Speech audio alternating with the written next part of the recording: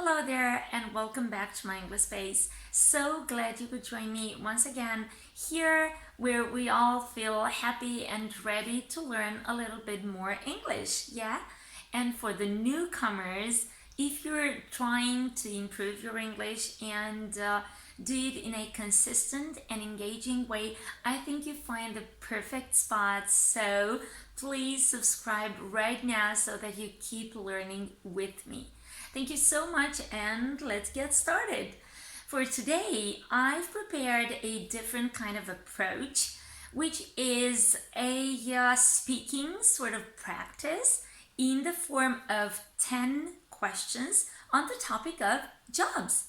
So you will hear the question for each of them and of course a possible answer, a model answer for you to improve, to work on vocabulary even more, and also pick up some new words and expressions along the way. The two of us, yes, you and me, will hold an imaginary conversation about your mom's job. Yes, if she likes it, if she works from home, if she stays there for a long time, for example, and so on. So that is why you will keep hearing me using the third person personal pronoun she. So great attention, and I hope you enjoy it and you learn a little bit more English. So ready, steady, go. Question number 1. What does your mom do? What does your mom do? So, with this question, we're asking someone about their job. I mean, when I'm saying so, what does she do for a living? Yeah, so what is her job in terms of earning money? Yeah, so what does she work in order to earn her living, to earn money for her existence? And the answer could be, well, my mom is a taxi driver. Oh, that sounds so cool and pretty unusual for a woman. So these are some possible answers where how the dialogue might continue. Good. So most commonly, you have to keep this in mind, most commonly for asking somebody about their job is to say, what does she do?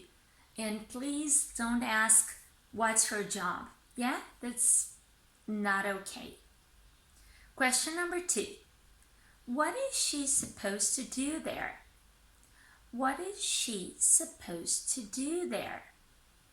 As you can see, I'm nicely linking and connecting all the words so that my speech sounds as natural as possible. So I invite you to do the same as I'm saying, so you can pause and say it yourself and practice with me. What is she supposed to do there? Supposed to do there. Good. Well, as a receptionist, she has to greet visitors at the front desk. As you can see, I am asking here about the task that your mom has to complete within her job. As part of the answer, you could continue saying she has to greet, welcome, and direct them to their room. So make sure that you give a simple answer describing exactly what your mom does. Yes, by using specific verbs from the domain in which she works. Question number 3. What's her working schedule? What's her working schedule? Well, she works from 8 until 4 in the afternoon. And here, when I say schedule, repeat with me, schedule, or also schedule, I'm referring to the program, yeah, to the working hours that your mom spends at her workplace. And as you could already notice, I've used a beginning time, 8, but with the preposition from, from 8, yeah, and an end time until 4. Until, which can be shortened to till, 4 in the afternoon. So from 8 until 4 in the afternoon. That's her schedule. But in English, there's also an expression, a 9 to 5 job. A 9 to 5 job means an average of 8 hours a day, 8 working hours a day, yeah? Which is a regular job, one that is pretty common and usual for most of the people. So if your mom does a 9 to 5 job, you can use it. You can use this expression. My mom has a 9 to 5 job with the verb to have. She has. Also, you can say that she works in shifts, which means that she has the morning shift and the afternoon shift, or maybe even the evening shift or the night shift, yeah? Which means that her program, her schedule, yeah, is divided into 3 working big times: the morning, the afternoon, and the night one. The shift is the period of time in which somebody works. For example, we can have the morning shift, the afternoon shift, or the night shift. So you could answer by saying that my mom works in shifts. For the morning shift, she goes from 8 o'clock till 2 p.m. And for the night shift, she works from, 10 p.m. until 5 in the morning. Question number 4, where does she work? Where does she work? And here you have to pay attention whether she works at a certain place. Yes. For example, you could say she works at an office. Yeah. Or she works at the hospital. Or she works at the park. She works at a hotel. Or if she works from home. Yeah. So for example, with this COVID pandemic, my mom is working from home now. Question number 5. Are there any clothing restrictions at her job? Well, as part of her dress code, my mom has to wear a gown to protect herself and her patient from infections. That's her dress code. I've told you. So, dress code. This is an expression meaning a set of rules that imposes you what to wear, what clothes to wear on a particular occasion. When you feel at ease at your workplace or in any other kind of place, that means that you behave naturally, you say or do whatever you feel like without the fear of being judged. This phrase, dress code, you can also use it in other situations as well. For example, what's the dress code at Jean's party? Yeah, is there any theme that she wants to have at her party and we have to follow it? Like, for example, fairy tales or vampires, Halloween or something. That's the dress code. But you can also use it when talking about jobs, yeah? The dress code, the particular kind of set of clothes that you must wear at a workplace. Question number 6. Does she like the atmosphere at her workplace? Oh, yes, sure. She feels at ease. She feels very comfortable with her colleagues, with whom she has such a good relationship. They all get along very well. The phrasal verb to get on or along with somebody, to get along with somebody, which means to have a good relationship with somebody. So this phrasal verb, to get along with somebody, is very commonly used when talking about job and work relationships. The next question is, Does it involve any risks? Oh, yes, it does. Because as a driving coach, it takes a great deal of attention and patience at the same time. And here, I would like to discuss with you the expression it takes. It takes means that you need, certain skills, certain qualities to be able to do a particular job.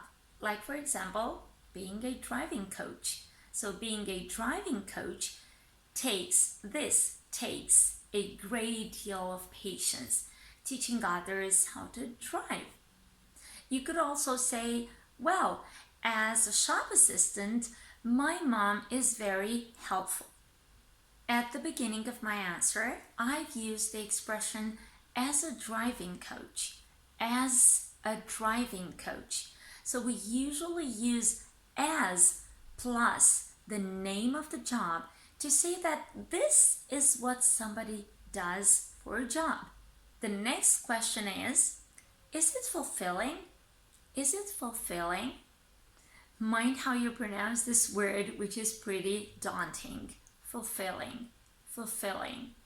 My mom loves being around animals and she feels very helpful. And yes, absolutely. I think she's cut out for it. So, as you could see, to be fulfilling means to be helpful, and you get that sense of satisfaction because you can be so, because you can be helpful in a particular direction. Like here, as a vet, you get to be very caring towards animals, and this is how it makes you feel. Yeah, it makes you feel fulfilled. Yeah, that's the adjective related to humans, to people. But being a vet is fulfilling. Question number 9. Is it demanding? Demanding? I guess it is, since when she gets home, she feels so exhausted that she goes straight to bed and has a nap. Demanding. What does this mean? It means something like, for example, a work that involves a lot of work, hard work, and a lot of effort, of course. Since your mom's job is demanding, that's why when she gets home, she feels drained. Another beautiful adjective to use when expressing that she feels very exhausted. Yeah, she feels drained.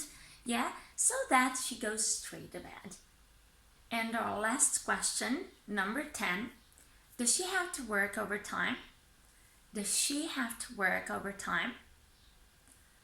Well, I think so, because most of the time she gets home later than usual, and she complains of sore feet, sometimes headaches. So here we have the expression overtime. Overtime means that you do some extra additional hours. So something that isn't scheduled working hours, something that is over the scheduled working hours. If your mom, for example, works overtime, this might be very draining, which is exhausting, very, very tiring. Yeah, but at the same time, really rewarding in the end, because she has to be paid extra money. Yes, so working overtime. This being said, we're done. So you have 10 beautiful expressions, 10 beautiful questions, and their answers. Thanks so much for sticking with me until the very end. And now it's your turn. Let's keep this nice conversation of ours going. So I invite you to build your own questions about jobs, any jobs in the world. So please make up other, I don't know, 3 or 4 beautiful questions, creative questions, and drop them right here in the comments. I'll get back to you, I promise. Thank you so much, and of course, I'll see you again next time. Don't forget, like and subscribe. Bye for now.